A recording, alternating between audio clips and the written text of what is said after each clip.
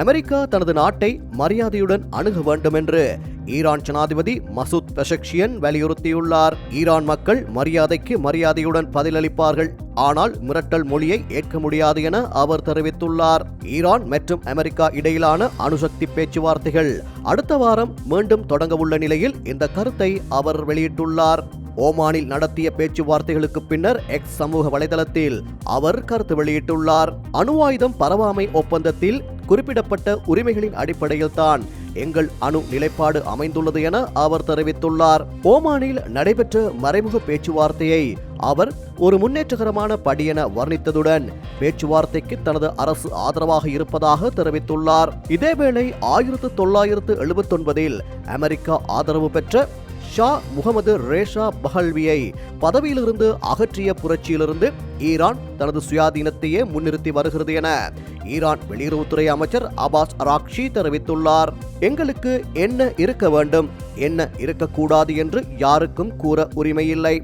Civil பயன்பாட்டிற்கான uranium செறிவூட்டலை எங்களால் கைவிட முடியாது என அவர் குறிப்பிட்டுள்ளார். சீனா மற்றும் ரஷ்யாவுக்கும் பேச்சுவார்த்தை விவரங்கள் தெரிவிக்கப்பட்டுள்ளதாகவும் அராக்ஷி குறிப்பிட்டுள்ளார். இதனிடையே ஈரானை தாக்கினால் முழு பிராந்தியமும் போரில் சிக்கிக் கொள்ளும் என ஈரானின் உயர் ராணுவ தளபதி மேஜர் ஜெனரல் அப்துல் ரஹீம் முசாவி எச்சரித்துள்ளார். பிராந்திய போரை விரும்பவில்லை, ஆனால் அமெரிக்காவுடன் நீண்டகால போரை நடத்த தேவையான தயாரிப்பும் சக்தியும் எங்களிடம் உள்ளது என அவர் தெரிவித்துள்ளமை குறிப்பிடத்தக்கது.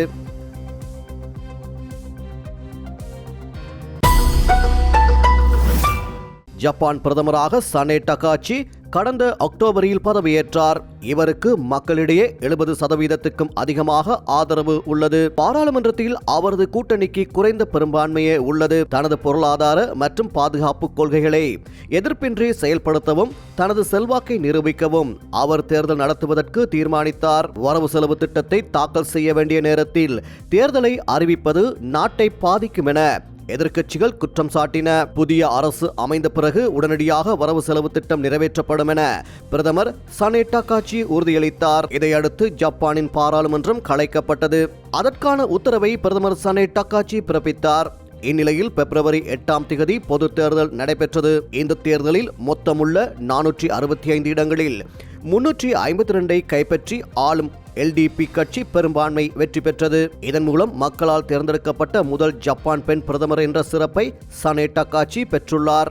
இதனிடையே கட்சியின் தலைமையகத்தில் பேசிய சனே டகாச்சி தன்னுடைய தலைமையில் புதிய பாராளுமன்றம் அமையும் போது எதிர்க்கட்சியின் நல்ல ஆலோசனைகளை கேட்க தயாராக இருப்பதாக தெரிவித்துள்ளார். மேலும் ஜப்பானின் நீண்டகால நிதி ஆதாரத்தை பாதுகாப்பதே தன்னுடைய முதல் இலக்கு என சனே டகாச்சி தெரிவித்துள்ளார். ஜப்பானின் நிதி நிலைத்தன்மை உறுதிப்படுத்தல் மற்றும் நாட்டின் நாணய மதிப்பை இறக்கங்களிலிருந்து தடுத்து தொடர்ந்து யென் நாணயத்தின் மதிப்பை உயர்த்த தன்னுடைய அரசு அதிக கவனமுடன் செயற்படும் எனவும் அவர் தெரிவித்துள்ளார்.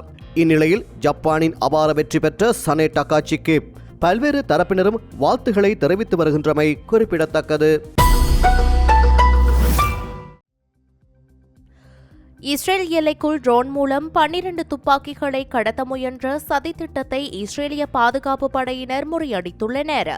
இந்த நிலையில் நேற்று அதிகாலை ஜோர்தான் எல்லையில் இருந்து இஸ்ரேலிய வான்பரப்பிற்குள் நுழைந்த ட்ரோன் ஒன்றை கண்காணிப்பு அதிகாரிகள் கண்டறிந்து இடைமறித்துள்ளனர்.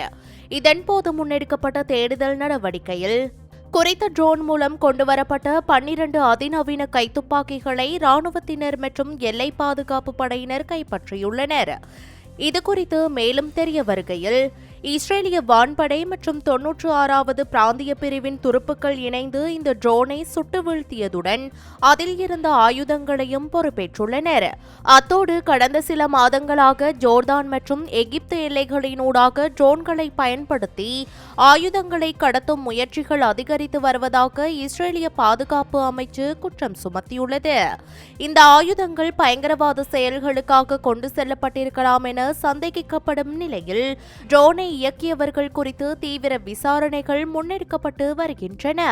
எல்லை பகுதிகளில் இத்தகைய நவீன தொழில்நுட்ப கடத்தல் முயற்சிகளை தடுக்க அதிநவீன கண்காணிப்பு கருவிகள் மற்றும் வான்வழி தடுப்பு அமைப்புகள் தற்போது தீவிரப்படுத்தப்பட்டுள்ளதாக இஸ்ரேலிய தகவல்களை மேற்கோள் காட்டி சர்வதேச ஊடகங்கள் தகவல் பகிர்ந்துள்ளமை குறிப்பிடத்தக்கது.